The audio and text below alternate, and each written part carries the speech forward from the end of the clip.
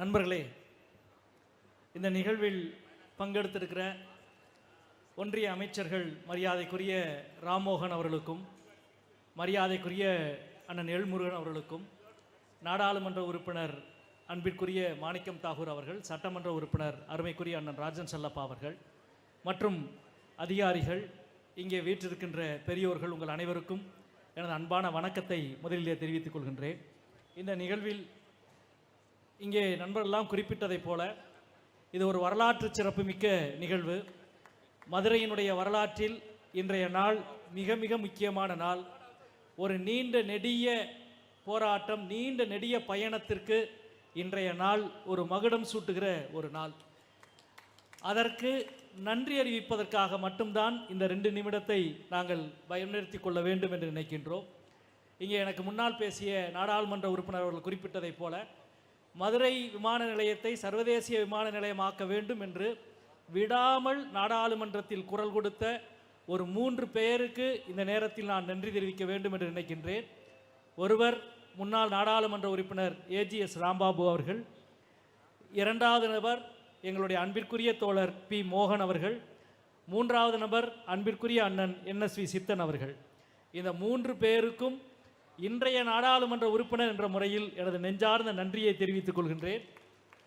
3 மிக முக்கியமான அமைப்புகள், தமிழ்நாடு தொழில் வர்த்தக சங்கம், மடிசியா, CAI, இங்கே நண்பர் குறிப்பிட்டதைப் போல அருமைக்குரிய அண்ணன் ஜெகதீசன், அருமைக்குரிய அண்ணன் ரத்னவேல் அவர்களுக்கு இந்த நேரத்தில் நான் நன்றி அறிவிப்பதை தெரிவித்துக் கொள்கின்றேன். அதே போல மிக முக்கியமாக இந்த 7 ஆண்டு காலம் விடாமல் சண்டை போட்டு நாடாளுமன்றத்தில் குரல் கொடுத்த எனக்கும் மாணிக்கம் தாகூர் அவர்களுக்கும் ஒரு பெரிய போட்டியே அதில் உண்டு.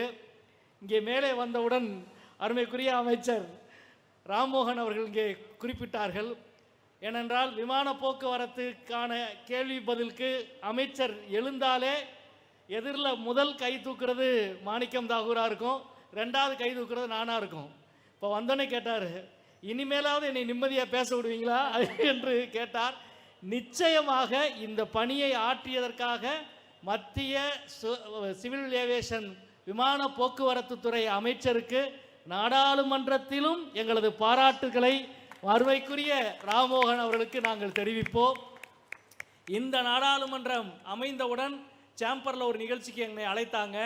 நான் இப்போ குறிப்பிட்டேன், ஆனால் இதுவரைக்கும் இல்லாத ஒரு நல்ல சூழல் வந்திருக்கு. கடந்த நாடாளுமன்றத்தில் எங்களோடு பக்கத்திலே உட்கார்ந்திருந்த நண்பர் ராம்மோகன் அவர்கள்தான் இந்த முறை அமைச்சராக மாறியிருக்கிறார்.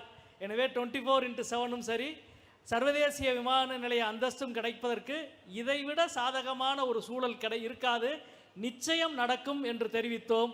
அதை நடத்தி காட்டியதற்காக அருமைக்குரிய நண்பர் ராம்மோகன் அவர்களுக்கு மதுரை மக்களின் சார்பில், தென் மாவட்டத்தின் மக்களின் சார்பில் நான் நன்றி தெரிவித்துக் கொள்கிறேன். இது மதுரைக்கான விழா மட்டுமல்ல, 4 சர்வதேசிய விமான நிலையம் இருக்கிற இந்தியாவின் 3வது மாநிலமாக தமிழ்நாடு மாறியிருக்கிறது. இந்த தமிழ்நாட்டின் சார்பாக எனது நன்றியை தெரிவித்துக் கொள்கிறேன். இதற்கு பல முயற்சிகளை செய்த தமிழக அரசுக்கும் எனது நன்றியை தெரிவித்துக் கொள்கின்றேன். அருமைக்குரிய அண்ணன் நாடாளுமன்ற விவகாரத்துறை அமைச்சர் அவர்கள், இது ஒரு நல்ல நிகழ்ச்சி. 2 மத்திய அமைச்சர்களும் 2 நாடாளுமன்ற உறுப்பினர்களும் பங்கெடுக்கிற நிகழ்ச்சி இந்தியா முழுக்க நடக்கும். ஆனால் 2 மத்திய அமைச்சர்களும் 2 சஸ்பெண்ட் செய்யப்பட்ட நாடாளுமன்ற உறுப்பினர்களும் பங்கெடுக்கிற நிகழ்ச்சி இந்தியாவிலே இதுதான். ரொம்ப முக்கியமானது.